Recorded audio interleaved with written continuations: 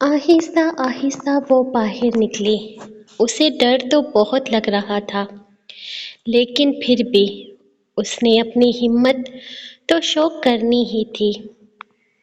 بس سامنے والے اسٹور میں جانا تھا اور 1 منٹ میں واپس آ جانا تھا۔ وہ تیزی سے رویام کو لیتے ہوئے سامنے والے اسٹور کی طرف جانے لگی۔ ہر طرف گورے ہی گورے نظر آ رہے تھے۔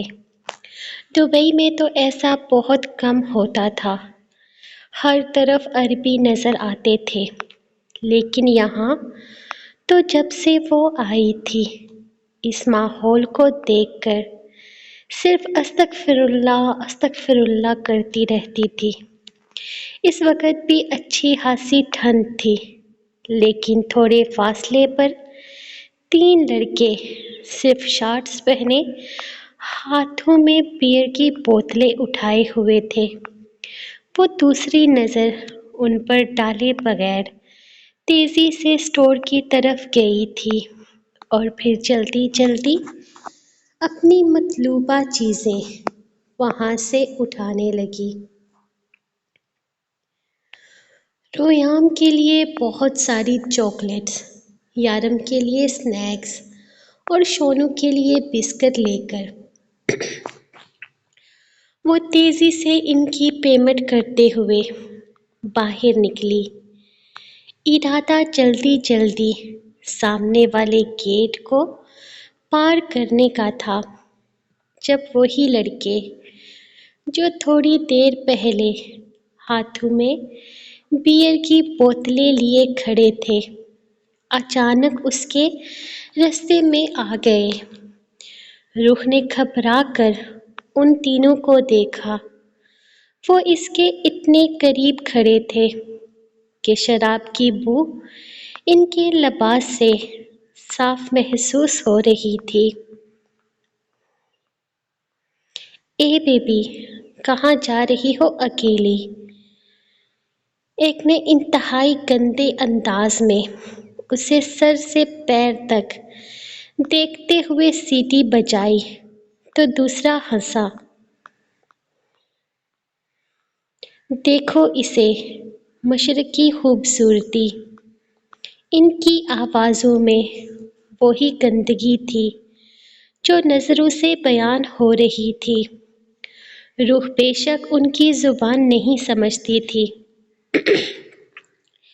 لیکن ان کی گندی نظروں کا مطلب سمجھ چکی تھی۔ انہیں دیکھتے ہی روح کو سمجھ میں آ گیا تھا کہ وہ اپنی زبان میں کوئی غزالت ہی بک رہے ہیں۔ اس نے نظریں جھکا کر قدم تیز کیے، مگر ایک نے راستہ روک لیا۔ لبوں پر مکروہ مسکراہٹ لیے وہ اسے حماست سے دیکھ رہا تھا۔ ایک مسکراہٹ ہی دے دو۔ وہ پھر سے اس کے راستے میں آیا تو روح نے 2 قدم پیچھے لیے تھے۔ ارے حسینہ، بتاؤ ایک رات کا کیا لوگی؟ وہ اس کا ہاتھ تھامنے کے لیے آگے بڑھا ہی تھا جب اچانک ہی کسی نے اسے پیچھے سے پکڑتے ہوئے اس کا سر پوری شدت سے دیوار پر دے مارا تھا۔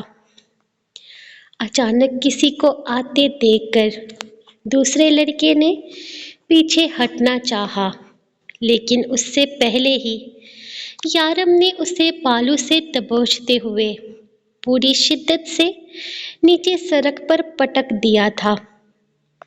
پیچھے دیوار پر لگنے والا آدمی زندہ تھا، لیکن روح یقین سے کہہ سکتی تھی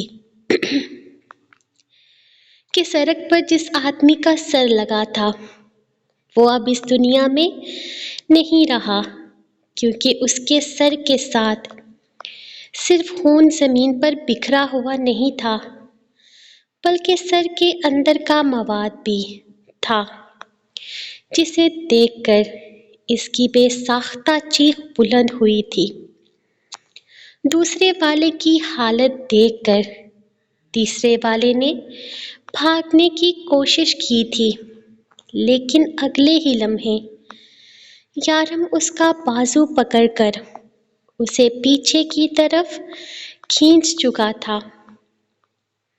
رویام کو لے کر اندر جاؤ، اس نے ایک نظر روح کو دیکھتے ہوئے نرمی سے کہا۔ نہیں یارم، آپ اندر چلیں، وہ اچانک اس کا بازو تھامتے ہوئے بولی، تو اس نے اپنی سرخ نگاہیں اس پر گاڑی تھی۔ میں نے کہا نا اندر جاؤ۔ اب کی دفعہ اس کے لہجے میں تھوڑی سی سختی تھی، جبکہ وہ آدمی بھاگنے کی مکمل کوشش کر رہا تھا۔ جب اس نے غصے سے اس آدمی کا بازو کھینچا، وہ آدمی تو زمین پر ہی گرا تھا، جبکہ اگلے ہی لمحے جس طرح اس کا بازو یارم کے ہاتھ آیا، روح کی نہ رکنے والی چیخوں کا سلسلہ شروع ہو گیا تھا۔ اس نے فوراً ہی رویام کو تھام کر اپنے ساتھ لگایا۔ شاید وہ رویام کو اپنے باپ کا یہ روپ دکھانا نہیں چاہتی تھی۔ اندر جاؤ روح، اب کی دفعہ جیسے وہ چلا اٹھا تو روح فوراً ہی اندر کی جانب بھاگی تھی، جبکہ پیچھے سے ان دو لڑکوں کی نہ رکنے والی چیخوں کا سلسلہ شروع ہو چکا تھا۔ روح کا جسم کانپ رہا تھا۔